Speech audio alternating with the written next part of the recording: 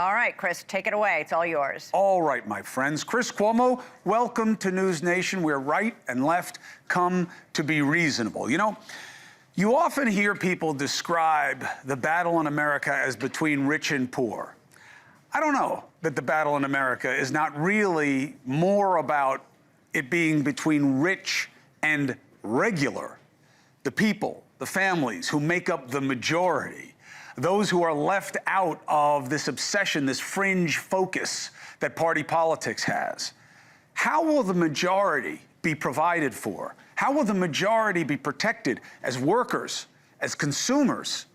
The irony is this used to be a signature Democratic issue, but it has been teed up more definitely and acted on and become more part of the dialogue because of President Donald John Trump than I've ever seen before. It is absolutely in the mix as a major policy initiative. And you have to give the president credit for that if you give a damn about the majority.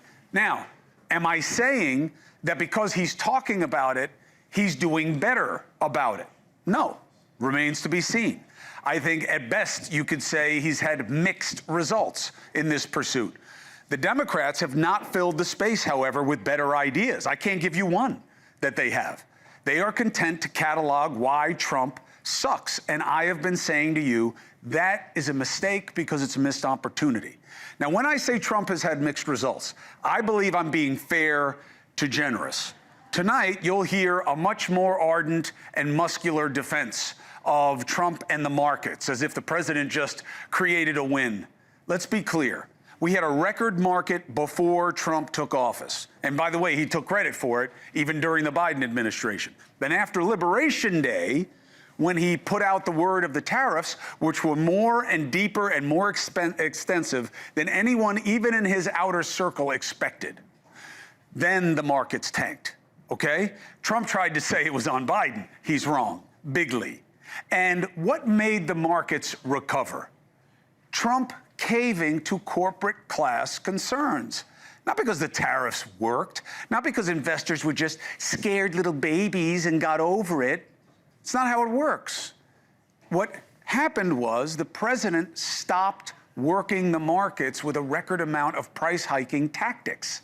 That's what changed the dynamic. The same thing that caused the downturn stopped the downturn. And again, I don't know that you get credit for putting out a fire when you light it, okay? So, no, the market's not a win, not at this point, and we still don't have any clue what the future will bring in terms of supply or demand, but we do know that we're gonna have pressure on prices. Why?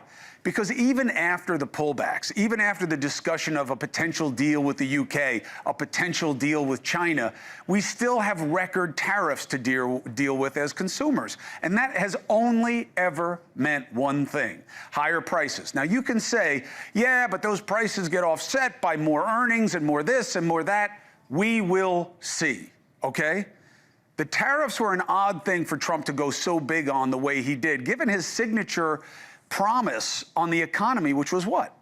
Bring down prices. Many a night during the race, I heard that mantra: gas and groceries, gas and groceries. This election's about gas and groceries. Well, those same people aren't saying it now. They shifted to, you know, bringing down gas and groceries is hard. The data shows exactly that a few months in. The average price for a gallon of gas shot up after the Liberation Day talks. Why? Because it was going to choke production, and it did. Now they've come back down to where they were when he took office, okay? So no, things haven't gotten better, not yet. And the price of groceries are slightly higher in the same categories that they used to complain about than when he took office. Might it get better? Maybe, but they haven't. So the president certainly deserves credit for two big things as far as I'm concerned. One, personal industry. The man is shooting his shot all over the place. Immigration, then Doge, then deep state, then Putin, then Israel, then the Houthis, then back to Ukraine, then judges, then tariffs, now the Middle East, the mullahs. You know, he's all over the place, highly productive. But is he working hard, or are these things all hardly working for the majority's benefit? I don't know. But the thing he certainly deserves credit for is making the majority the topic of the day when it comes to policy considerations. And in that, I think that there's a great opportunity for Democrats that they haven't taken, because they get the benefit of going to school off Trump's efforts. And what doesn't work well, there's an opportunity now to say what they think would work better. They're not taking that opportunity.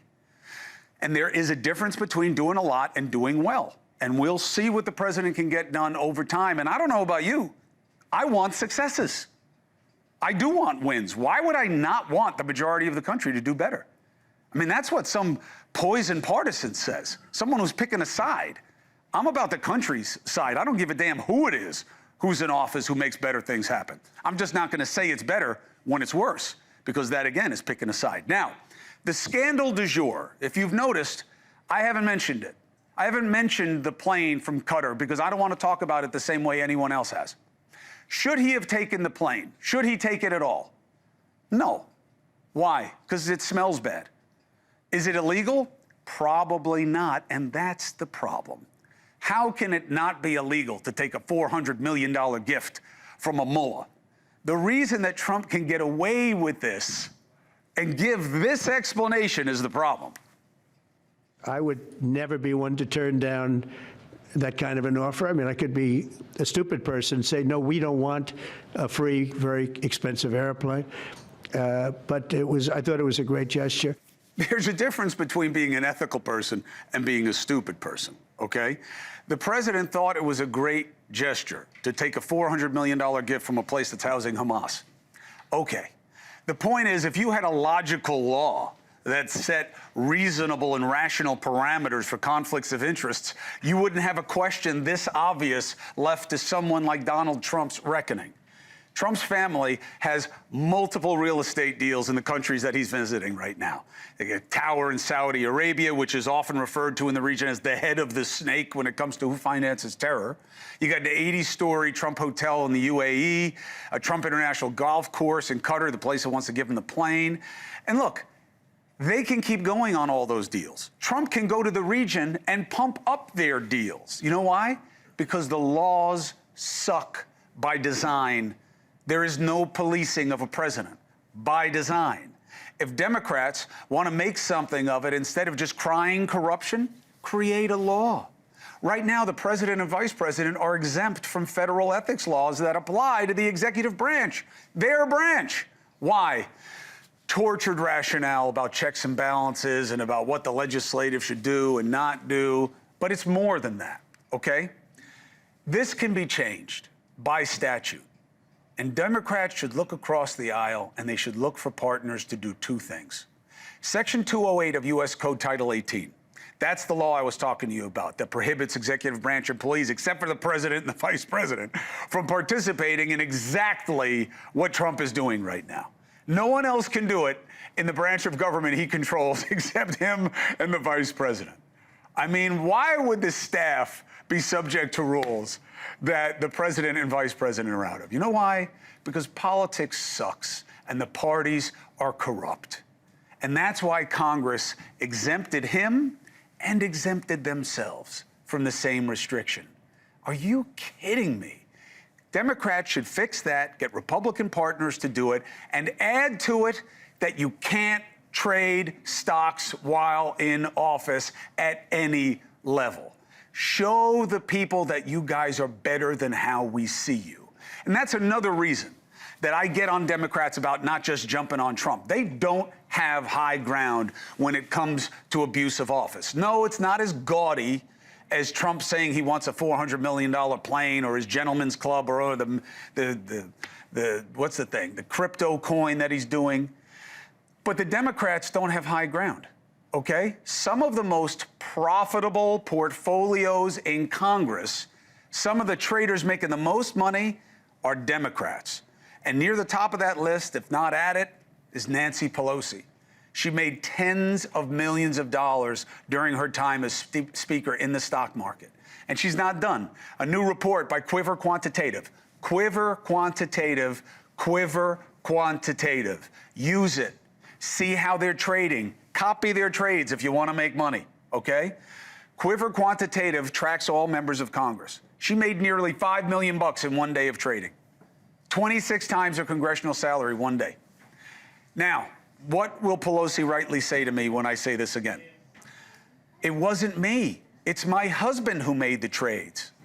Okay. That's the case. Her husband did it, not her. Would that work for anybody else? Does that pass the smell test for you? You know who it worked for? Whoever wrote that BS federal ethics law. That's why they specifically barred immediate family members from making money on matters that their powerful relatives would have influence over. Then Congress gave themselves an out. It's disgusting. You want to complain about Trump? Fix the rules for yourself. Start there and include the president and the vice president. Fix it.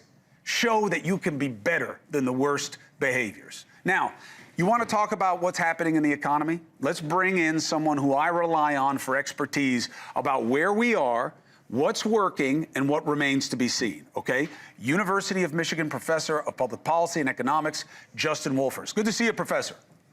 What's on your mind, mate? So the frustration, Professor, is we will see. We will see. Are the tariffs good or bad? We will see. Is it going to be tough on us as consumers? We will see. But small businesses say they're having hard time sourcing. Well, not yet. We will see. How do you quantify we will see? Well, I think you want to be a little bit careful on your we will sees. Do we know that tariffs tend to raise prices? Yes. We have decades of experience. We have many previous case studies. The US has tried it before. Other countries have tried it before.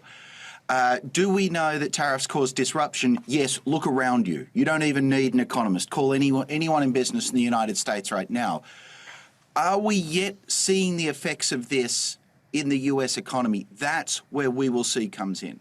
Now, part of that is just the regular frustration that right now the most recent employment statistics we have are actually, they're called the April numbers, but they actually reflect headcounts from March.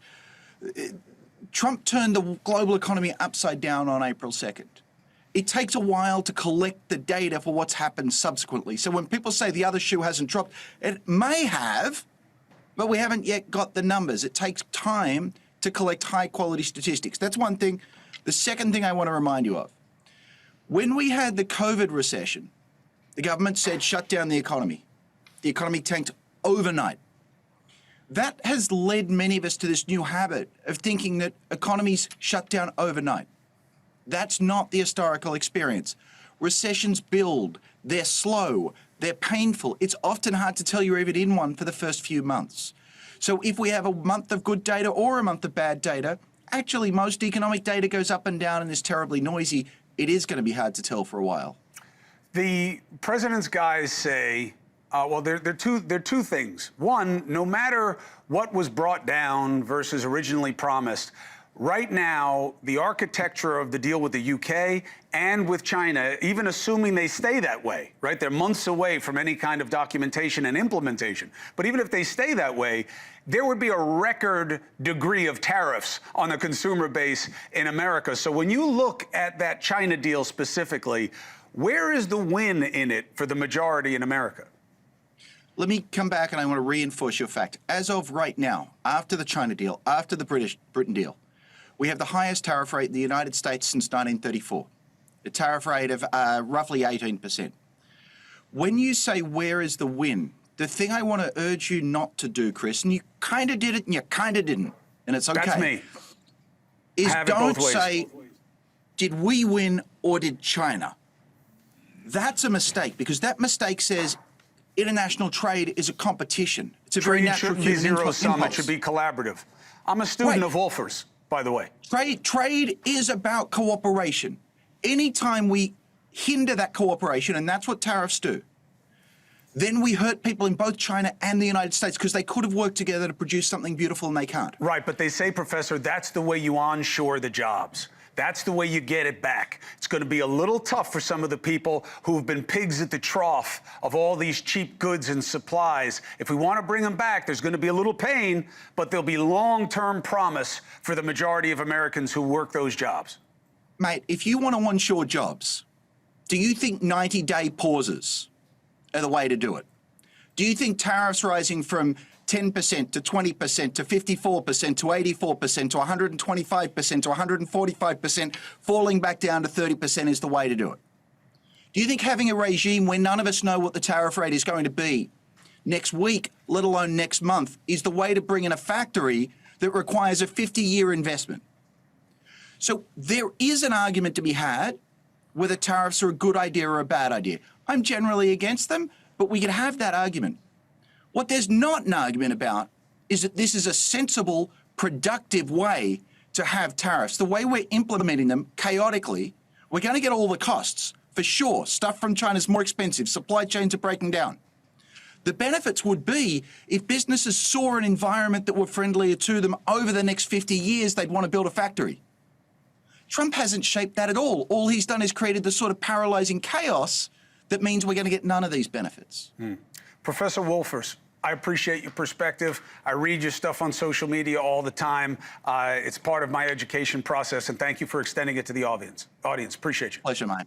4 minutes and 35 seconds. Coming up, let's hear the defense of why there is something energetic about this that should be seen as a positive, and why the people who are lamenting the markets may be part of the problem. Bill O'Reilly says President Trump is in a flux state that is getting better and better. Is he worried about this deal with Qatar? What are his concerns? What are his markers for success? The big man, next.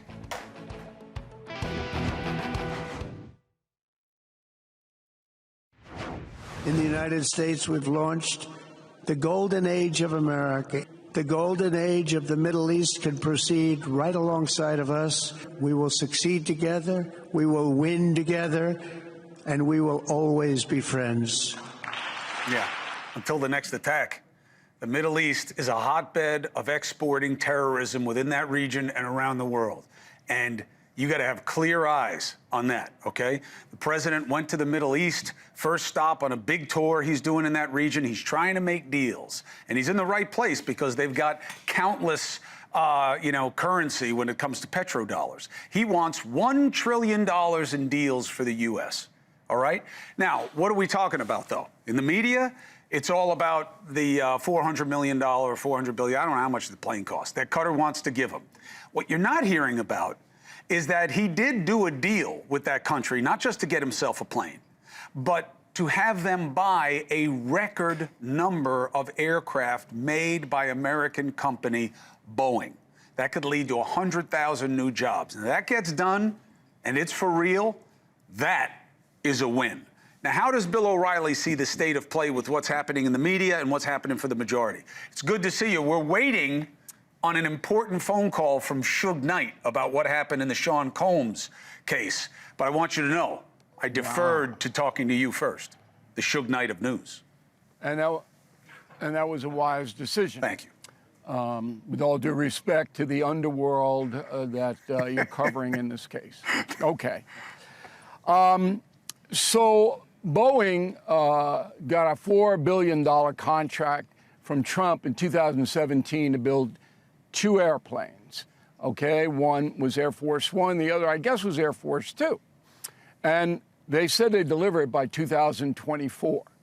So now they can't build it for whatever reason. And they say, maybe we can get it to you by 2029. I want to know where the $4 billion is. That's right. Do we get that money back? No way. Where is that money? They should be fined. So to get revenge on Qatar, Trump is now going to sell them Boeing planes. That's my theory here. That Trump is mad at them for some reason we don't know about, so he's going to sell them Boeing planes, because they'll never which get they them. Can't build. Which you have to pay up Yeah, front they'll and never never get. get. No money will come in and go, hey, I'll be back in Mar-a-Lago by the time these guys put wheels on them. So Boeing, that's a big story. Okay, Boeing is ridiculous. Trump already has that deal, by the way, with Qatar. It's already done. So he's over there, and he's going to clean up because the Arabs have no choice but to deal with the United States because Putin is supporting Iran. Mm-hmm. And so we're the only ones that can protect the Gulf states from Iran. Mm-hmm. Iran wants to destroy all Saudi Arabia, Emirates. They want to destroy them. Mm-hmm. And the Arabs know that. So they have to do what the United States wants, and they will. Now, Joe Biden had no idea of geopolitics, couldn't care less. Once he was out of Afghanistan, it was the last we heard of any of that, okay? But Trump is a shrewd guy. He knows what the leverage is over there, and he's getting it. Not only getting that, okay, he's got Erdogan on his side in Turkey. That's big. He's got Syria coming in. He's going to destabilize that situation there. And nobody reports that this horrible, evil bastard who ran the country, Putin, saved him. That's where he Assad. is. Bashir, right. Bashir Assad, his head would be on a stick if one evil guy didn't save the other. So for me, looking at all of this, I just think it's very good for America what President Trump is doing. With one aside, the plane, which is $400 million. So we obviously need Air Force One. We need it because the one we have is 30 years old. Now, I'd put you on a 30-year-old plane, Cuomo, but I don't want the government people on there. No, nobody you value. So what Trump might consider doing is say, you can loan us the plane. And then when we finally get it from Boeing, which will be in the year 2050, we'll give it back to you. Look, my case is that this. would take it all away. My case is this. I get What? that it doesn't pass the smell test. I get that if you and I were making that choice, we wouldn't make that choice in all likelihood. But here's my problem with it. Who gets to complain? You want to complain, fine. People want to complain, fine, but not Democrats and not Republicans, because they carved themselves out of the ethics restriction law. They gave themselves a pass, and they gave the president a pass, Yeah, which makes it we got completely that, legal. Cuomo. But Look, I mean, they don't get to complain. They don't get to complain. It's a big corrupt stew. Everybody knows. Yeah. But most Americans don't care about the plane. That you should understand that. This is a totally media-driven story. And Trump wants the plane. Whatever Trump wants, Trump's going to try to get. He doesn't care whether you like it, whether I like it. I'm just giving him a pathway. Just take it as a loan. And then give it back when you're out of office. You don't need it. You have your own plane. Yeah, the only And I just concern want is other that side of you your- don't want to cut any of those countries slack for terrorism efforts. That's all. That's all. As long as you have clear Well, eyes on they're what they putting are. it- if you know what's happening over there, and I do, all of those Gulf states are pumping in billions of dollars to the quote-unquote anti-terrorism programs. All of them. Now, last night on NewsNation, I had to chastise our pal Leland Vittert, who told me that Hamas is still living in Qatar. That's not true. Okay? There's not one big Hamas guy in Qatar. Not one. Okay? So all of this media stuff that comes out and people believe it, it's just not true.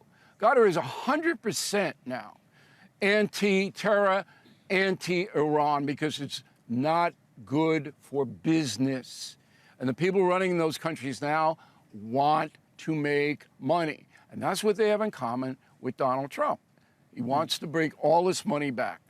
One other aside, we live on Long Island. Gas prices a year ago were 50 cents a gallon higher on Long Island than they are now. Now, it varies all over the place because of refinery and stuff like that.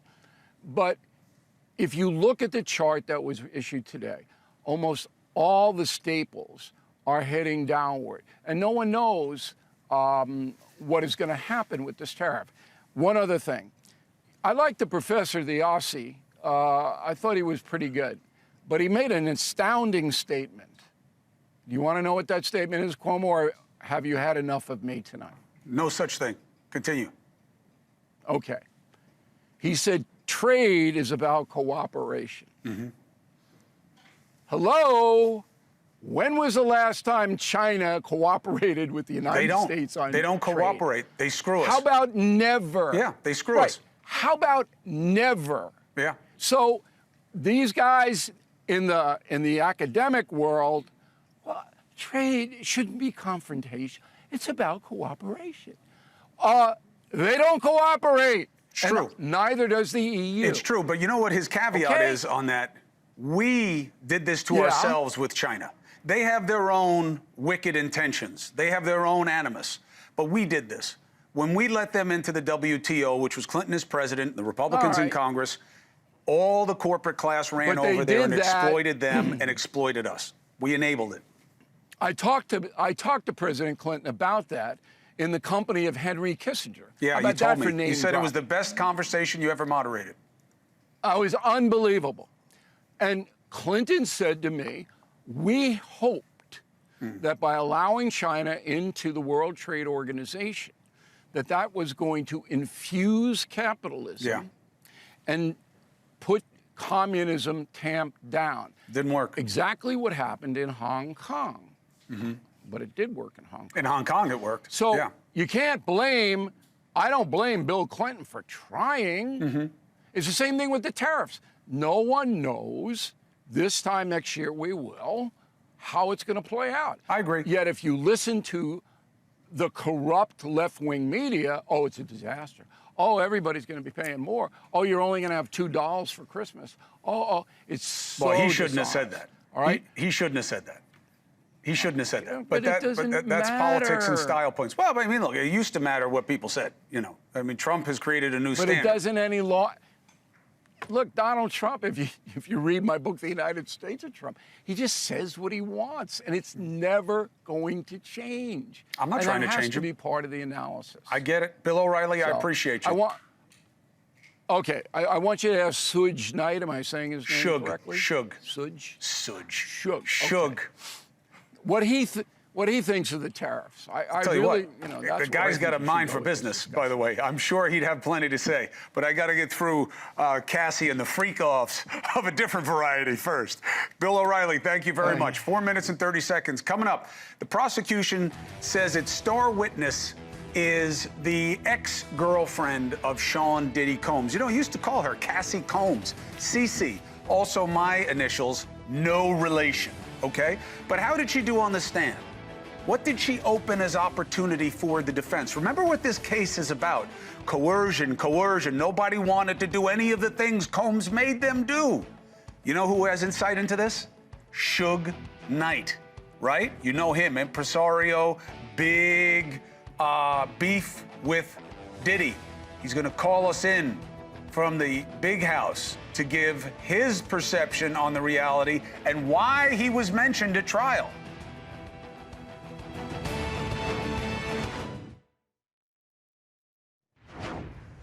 The big gun in the Sean Diddy Combs case for the prosecution is his ex-girlfriend, Cassie Ventura. Now, here is my simple guide to looking at her testimony. She's going to be up there a long time. There's going to be a lot of talk, but there's only one question, okay? Was she made to do things that were unconsensual? Okay, right now, she's 8, almost 9 months pregnant, on the stand, describing abuse, all kinds of abuse, mental, physical, emotional abuse at the hands of Combs and others, okay? She's talking about the freak-offs, how they were organized and what they were. It's really prurient stuff. You're hearing about jurors being uncomfortable, moving around, shooting looks at Diddy, because it's ugly stuff. But did she have an opportunity to not be there? Did she make a choice? Was she an adult? Pretty quickly over time, I knew the freak-offs weren't something I wanted to be doing, she said, especially how frequently. I didn't feel like I had much choice. I didn't know if he would be upset enough to be violent or if he would write me off and just not want to be with me at all. Last time I checked, I don't know if you're going to want to go out with me anymore is not the same thing as being forced to do something. She also said she was used to taking a lot of drugs to numb herself. Okay? The infamous hotel video played for the jury while Ventura was on the stand. She explained what she was running for and why it was going on and what led to it. So, what did it mean? What are the questions? Better minds, criminal trial attorneys, Misty Marris, Sara Azari. Good to have you both. And I must caution you, as much as I rely on you both, you ain't nothing to me compared to Suge Knight. And as soon as he calls, I will get right to him. Because he was mentioned today. But prosecution's got a lot of wood still to chop, okay? Who's doing prosecution? You? That'll be me today. All right. So what do you think they established and why does it help? So the prosecution really focused on the dichotomy of power between Cassie and Combs. And in order to do that, they talked about how he really controlled every aspect of her life, her career. And in order to keep her in line, there was threats, there was blackmail, physical violence, emotional violence, psychological abuse. And all of that was in the furtherance of this sex trafficking scheme, the freak-offs. And where I think they really gained a lot of traction is Cassie's explanation of that video. That was during a freak-off. And remember, the prosecution's narrative is that that's indicative of a pattern. It's abuse, physical abuse, to get her to engage in that conduct. And that's where I think they really gained traction. I agree that the high mark was the video, because if that is a demonstration of what would have happened if she didn't do it,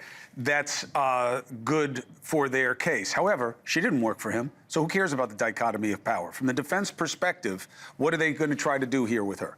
I think, Chris, they have to go in, attack her credibility, and really drill the consent, because the consent was on full display on direct. So imagine what's going to happen on cross, right? The idea that while they were together, they were also seeing other people. I mean, how coerced is that when you have that kind of freedom, right? And like you said in your intro, she admits that it was consensual. I didn't have that much choice, but she still chose. And I think, look, at the end of the day, like I always say, if no means no, then yes means yes. We're not going to try to sit. Her testimony is like, yes, because. I did it because. Unless the because is, see how he beat my ass in that hallway? Yeah. That's why it was a coerced yes. But let's get some good context from somebody who lived this scenario. Not the freak-offs, but the context. Joining us now from R.J. Donovan Correctional Facility is Mr. Suge Knight. Suge, can you hear me? Man, I can definitely hear you. All right. Hey, don't forget, I'm about that life with no freak-offs. That's what I said. I said you weren't in them. I don't need to be on your bad side. What I'm saying, though, is you were mentioned. And is it interesting to you that Cassie mentioned you and that the context was that Combs once had him, one of his guys, both armed, and gave her a weapon to go to a diner where they thought you were going to be, Mel's Diner. Were you aware of this, and what does it mean to you? Well, number one, I was at Mel's Diner, and I didn't leave till 6 in the morning, as usual. But I think if whatever the situation is, it's a good thing they didn't show up, because it would have put a big dent in hip-hop, in the culture of hip-hop, because somebody would have got hurt, and I'm quite sure it wouldn't have been me. But it's sort of a situation where you think about how lives can change and so many people could be put in danger. But before we answer that, I wanted to say that it's always a pleasure talking to you, but I also want to say that I feel bad that his daughters had to be in the courtroom to hear all that type of stuff. I wish they can maybe put them outside and miss a lot of that, because it's always about the kids, especially the women. Women is the most important thing in this world, you know? Listen, I hear you, but from his perspective, he wants people to see on that jury that he is a father, that he has daughters. I mean, you know, they're in there because he wants them in there. But I get your understanding of the calculus. It's certainly making a lot of people uncomfortable. When you hear about this picture of Sean Combs being painted, that he coerced people, they did what he told them to do, otherwise he would have hurt them, either professionally or physically. Do you believe that perception of him? Was that the reality? I mean, the reality of it is we all got to take accountability, even myself. I'm quite sure if we tell somebody to do something and he tells somebody to do something, I'm quite sure 9 out of 10 they're going to do what they told. So Cassie probably was in a situation where she was trapped, you know? And sometimes you find out stuff, and I ain't trying to take the things away from all what we're talking about, but sometimes you find out things later on that is so bad to you, it just makes your blood boil. I found out recently that allegedly one of my attorneys, David Kenner, was involved in the assassination of Tupac and me getting shot, and of witnesses, but that's another story. But the main thing is that justice for all. This call and your telephone number will be monitored and recorded. I don't think Cassie is in a situation where she has to lie. I don't think she's in a situation where she got to be worried anymore. I think she's in a great place with another baby on the way, and I still feel that Puffy's gonna be all right and have a fair shot at it, because Puffy he's not a dummy, And I'm quite sure somebody's going to talk to those jurors and convince one or two of them, and that's all you need is one. So at the end of the day, it's going to be a real exciting situation, but I think he's going to be all right. Suge, do you think he's going to be all right because someone's going to tamper with the jury? Is that what you're trying to say? He got enough influence, and I'm quite sure, don't seem like the prosecution is that bad against him. Don't seem like I think he got some favors with the government. I think they're going to show him a little leeway. It might not seem like it when it's all said and done, but I don't think he has nothing to worry about. I don't think he's worried because he's going to be federal. And if he gets convicted, Trump's going to pardon him. So what's the worry? You think the President of the United States would pardon Sean Combs for sex trafficking? Shit, he pardoned Michael Harris, who allegedly killed a Jewish teenager or had him killed. So they don't care about that. It's all about, what's in it for the long run and what the bucks say and what the power of the people want. Suge, I got to tell you, Trump's not scared. I can't argue with, your eyes on the situation because you lived it and you understand the dynamics. And I appreciate you going through all the hoops to call us and weigh in on this. If you're mentioned again or there's something that seems to be in dispute that you would understand, I hope you're okay if we try to come back to you for your perspective. You always come back, man. You got a great employee. She's a great person. You're a great person. I support you guys.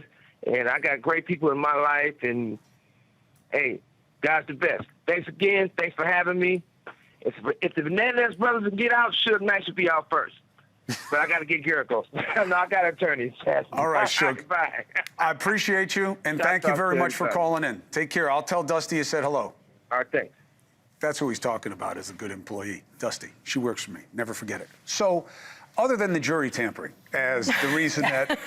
There's one witness Or the pardon. There's one witness missing right now, so, for the government. Well, I don't know that that's why. But look, there is something intriguing about the candor with which Suge talks about how it works, that someone's going to get to somebody. The only other time I've ever heard that discussed as just a practical reality is with the mob. They would talk about how, well, I'm going to get somebody who knows Misty at some point. Is that something that you think is really a concern here, that it only takes one and somebody's going to get to somebody? No, I think we were concerned during jury selection that you might have the stealth juror. Of course, everybody was trying to weed that person out, but I don't think anybody's going to get to someone. I do think you could see a hung jury here. It only takes a couple to have some skepticism on these charges. And I really think the prosecution's struggling with their case. This is not an easy case for them. I think the prostitution across state lines is something that is easy, but even with the racketeering, the idea of an enterprise, I don't know. But wait, if they get you on the prostitution across state lines and they get you on the guns, isn't that enough for real time? Absolutely enough for real time. And that's why I think Cassie's testimony today actually laid the foundation for the prosecution with respect to the criminal enterprise in RICO. She talked about a lot of his associates, people that get things done quick, drugs, guns, kidnapping, assault, all of the things that are the predicate crimes for that criminal organization. So not that that is the end, but that lays the foundation for what's to come with more witnesses as the trial goes on. You know what's really nice that you guys should appreciate as we go on, because we're just in the first phase of this? Misty and Sara especially, I've known forever, are actually people that I rely on when I'm not on TV to talk about these things. So this is the team for good reason, because often in these cases, I don't understand why it's happening the way it does. This is who I would talk to. So is that why you always say you're wrong? Well, when you're wrong, you're wrong. It's okay. Right? You know what else was wrong? I let her leave her 2 dogs in my office. I have no idea what's going on in there right now. You're supposed to have some spare ribs. There's only bones. Sara, Azari, thank you very much. Misty, Marris, as always. All right, 4 minutes and 15 seconds. Just the beginning of that case, but I'm telling you, it could be a big shocker, all right? Israel, did they take out one of the major heads of Hamas? Did they? They were using bunker busters. What are those? We'll explain. And what does this mean for the state of the conflict? Next.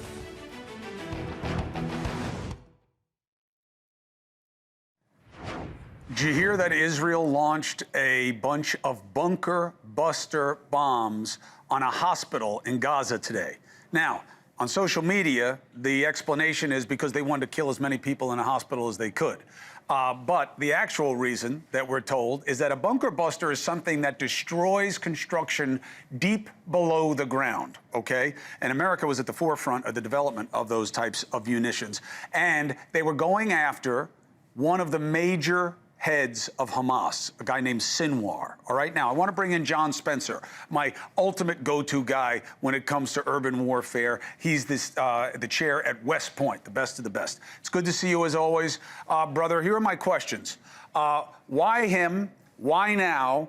What happens if they got him? What happens if they didn't? Go. So why him? He's the number 3, right? So the only other persons higher than him was Yahya Sinwar, the commander of all forces, and Mohammed Def, the commander of basically the military. This guy was the head of the Nukba forces training and development. He was the chief architect of this 400-mile tunnel network. And lo and behold, he's found in that tunnel. And to be clear, this was a tunnel that led into a hospital. You can see online as well the big hole. A bunker buster drills down into the ground, literally drilling down to reach that bunker or that tunnel that's underneath that ground right there where you see. If it is him, it is a significant blow to what was Hamas and the will to continue their strategy. He was the ultimate of these top 3 figures, but also all the experience, all the connections, all the motivation to. You can get new fighters and new commanders. You can't get those decades of experience. Does that mean the war's over? No. The IDF are currently staged to launch a mission, after Trump leaves the Middle East. We'll see if that operation goes forward. And they're actually doing what they haven't been allowed to do thus far, which is creating an area in the south of Gaza to move everybody into to get the civilians away from Hamas. But if this guy was really killed, and we won't know yet, then it's a significant blow to the will of that top echelon of Hamas to continue to fight. Of course, now we have to wait for the retaliation, but that's just the order of the day in Israel anyway. They're always waiting because they're surrounded by enemies. John Spencer, I appreciate your perspective as always. Thank you very much for doing it for me. Thanks, Chris. All right, no one better than him. He understands it. West Point, that's the top of the food chain. We'll be right back. Leland Vittert, there he is. Your show, brother. All right. Well done, Chris. Thank you very much. Good times with Bill O'Reilly. We'll see you tomorrow. All right, my friend. Take care. All right.